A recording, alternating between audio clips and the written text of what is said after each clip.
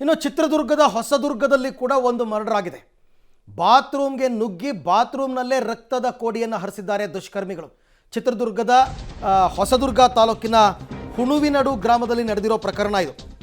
ಮಾರಕಾಸ್ತ್ರಗಳಿಂದ ಕೊಚ್ಚಿ ಶ್ರೀನಿವಾಸ್ ಅಂತಕ್ಕಂಥ ವ್ಯಕ್ತಿಯನ್ನು ಹತ್ಯೆ ಮಾಡಿದ್ದಾರೆ ದುಷ್ಕರ್ಮಿಗಳು. ಬಾತ್ರೂಮ್ನಲ್ಲೇ ರಕ್ತದ ಕೋಡಿಯನ್ನು ಹರಿಸಿದ್ದಾರೆ. ಹತ್ಯೆ ಮಾಡಿ ಅಷ್ಟಕ್ಕೆ ಸುಮ್ಮನಾಗಿಲ್ಲ ನೋಡಿ ಅವರು.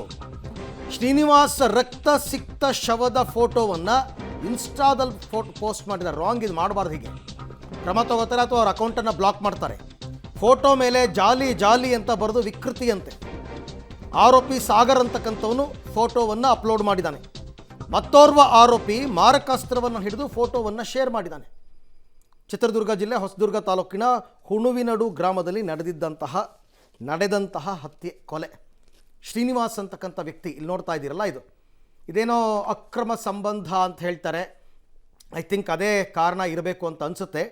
ಡೀಟೇಲ್ಸನ್ನು ಪಡ್ಕೊಳ್ಳೋಣ. ಬಟ್ ಸದ್ಯಕ್ಕಂತೂ ಚಿತ್ರದುರ್ಗದಲ್ಲೂ ಮತ್ತೊಂದು ಕೊಲೆ ಆಗಿದೆ. ಅಲ್ಲಿಗೆ 3 ಬೇರೆ ಬೇರೆ ಜಿಲ್ಲೆಗಳಲ್ಲಿ, ಕಲಬುರಗಿ ಆಯಿತು, ಶಿಗ್ಗಾವಿ ಆಯಿತು, ಈಗ ಚಿತ್ರದುರ್ಗದಲ್ಲೂ ಕೂಡ ಅದೇ ರೀತಿಯಾದಂತಹ ಒಂದು ಹತ್ಯೆ ಪ್ರಕರಣ ಬೆಳಕಿಗೆ ಬಂದಿದೆ. ಬಾತ್ರೂಮ್ನಲ್ಲಿ ಆತ ಸ್ನಾನ ಮಾಡೋದಕ್ಕೆ ಹೋಗಿದ್ದಂತಹ ಸಂದರ್ಭದಲ್ಲಿ ಬಾತ್ರೂಮ್ಗೆ ನುಗ್ಗಿ ಅಲ್ಲೇ ಆತನನ್ನು ಕೊಚ್ಚಿ ಕೊಂದಿರುವಂತಹ ಘಟನೆ. 10 ಗಂಟೆ ಆಗಿತ್ತು. ನಾನು ಒಳಗೆ ಊಟ ಮಾಡ್ತಿದ್ದೆ.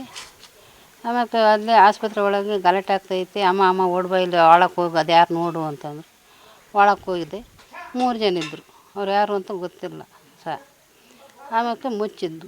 ಅಪ್ಪ ನಿಮ್ದು ಅಮ್ಮ ಕಡಿಬೇಡ್ರಿ ಕಣ್ಮನೆ, ನಿಮ್ಮ ಕಾಲಿ ಬಿಡ್ತೀನಿ ಬರ್ರ ಅಂತಂದು ಹುಡುಗನ್ನ ಒಂದು ಹುಡುಗನ ಕರೆದೆ. ಇನ್ನಿಬ್ಬರು ಒಳಗಿದ್ದರು. ಅವ್ರು ಯಾವ ಊರವರು ಯಾರು ಅಂತ ಗೊತ್ತಿಲ್ಲ ನಮಗೆ. ನಾನು ಹೊಡೆದಾಡ್ತಾ ಇದ್ದಾರೆ ಅಂತ ಹೋದ್ನಲ್ಲ, ಮುಚ್ಚಿ ಹಿಡ್ಕೊಂಡಿದ್ರು. ಹಂಗೆ ಹೋಗಿ ಒಬ್ಬನ್ನ ಕಾಲು ಹಿಡ್ಕೊಂಡು, ಕಾಲು ಬಿಡ್ತೀನಿ ಕಣಪ್ಪ, ಕಡಿಬೇಡ್ರಿ ಕಣ, ಇದ್ರ ಕೈ ಗಲ್ಲಿಗೆ ಏರಿಸ್ಬೇಕಿಂತಾರ. ಈ ಥರ ಕೊಚ್ಚಿರೋರು ನೋಡಿದ್ರೆ ತಾನೇ ಫೋಟೋ. ಈ ಥರ ಯಾರಾದರೂ ಸಾವು ಮಾಡ್ತಾರಾ?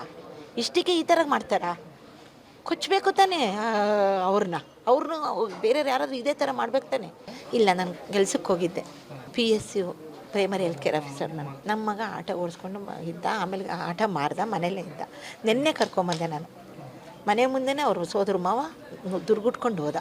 ಆಮೇಲೆ ಬೆಂಗಳೂರಿಂದ ಕರೆಸಿರೋದು. ಅವನು ಕರೆಸ್ಬಿಟ್ಟು ಈಗ ಊರಲ್ಲೇ ಇಲ್ಲ, ಅವನು ಬೆಂಗಳೂರಿಗೆ ಹೋಗಿದ್ದಾನೆ ಅಂತಾರೆ. ಅದೇ ಅವಳ ಹೆಸರು ಕಿರಣ, ಅವ್ರ ತಮ್ಮಂದರೆ ಮಾಡಿರೋದು.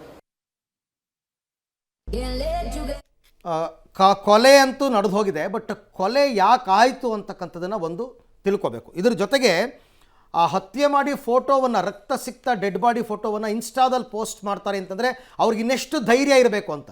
ಯಾಕೆಂದರೆ ಪೋಸ್ಟ್ ಮಾಡಿದ್ರೆ ಹಾಕಿದವ್ರು ಯಾರು ಅಂತ ಗೊತ್ತಾಗುತ್ತೆ, ಕೊಲೆಗಾರರು ಯಾರು ಅಂತ ಗೊತ್ತಾಗುತ್ತೆ.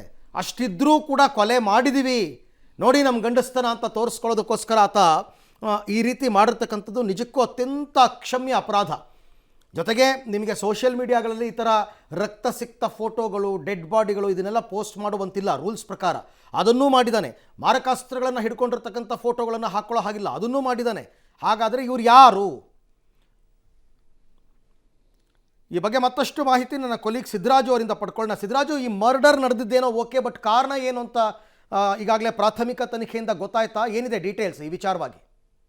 ಖಂಡಿತವಾಗೂ ಅರವಿಂದ್, ಏನಂದ್ರೆ ಇತ್ತೀಚಿನ ಪ್ರಸ್ತುತ ವಿದ್ಯಮಾನಗಳು ಹಾಗೂ ಅಪರೂಪ ಸಾಧನೆಗಳನ್ನ ಸಾಧಿಸಂತ ಚಿತ್ರಗಳನ್ನ ಸಾಮಾಜಿಕ ಜಾಲತಾಣದಲ್ಲಿ ಹಾಕೊಳ್ಳೋದು ಒಂದು ಟ್ರೆಂಡ್ ಆಗಿತ್ತು. ಆದ್ರೆ ನಿಜವಾಗ್ಲೂ ಕೂಡ ಒಂದು ಬಾತ್ರೂಮ್ ಅಲ್ಲಿ ಓರ್ವ ವ್ಯಕ್ತಿಯನ್ನು ಬರ್ಬರವಾಗಿ ಹತ್ಯೆಗೈದಂತ ಆರೋಪಿಗಳು ರಕ್ತ ಸಿಕ್ತ ಫೋಟೋವನ್ನ ಇನ್ಸ್ಟಾದಲ್ಲಿ ಹಾಕೊಂಡು ಜಾಲಿ ಜಾಲಿ ಅಂತ ಒಂದು ವಿಕೃತಿ ಮೆರೆದಿರುವಂತ ಘಟನೆ ಚಿತ್ರದುರ್ಗ ಜಿಲ್ಲೆ ಹೊಸದುರ್ಗ ತಾಲೂಕಿನ ಒಂದು ಗ್ರಾಮದ ಹುಣುವಿನಡು ಗ್ರಾಮದಲ್ಲಿ ನಡೆದಿದೆ.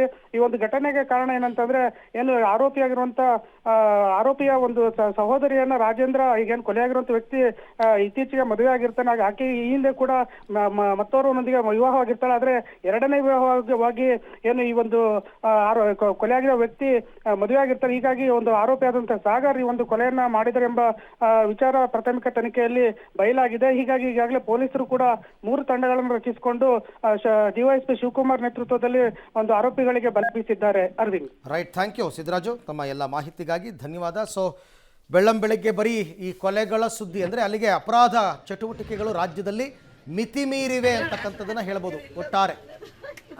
ಯಾಕೆಂದರೆ ಜನರಿಗೆ ಪೊಲೀಸರ ಭಯ ಇಲ್ಲ, ಕಾನೂನಿನ ಭಯ ಇಲ್ಲ.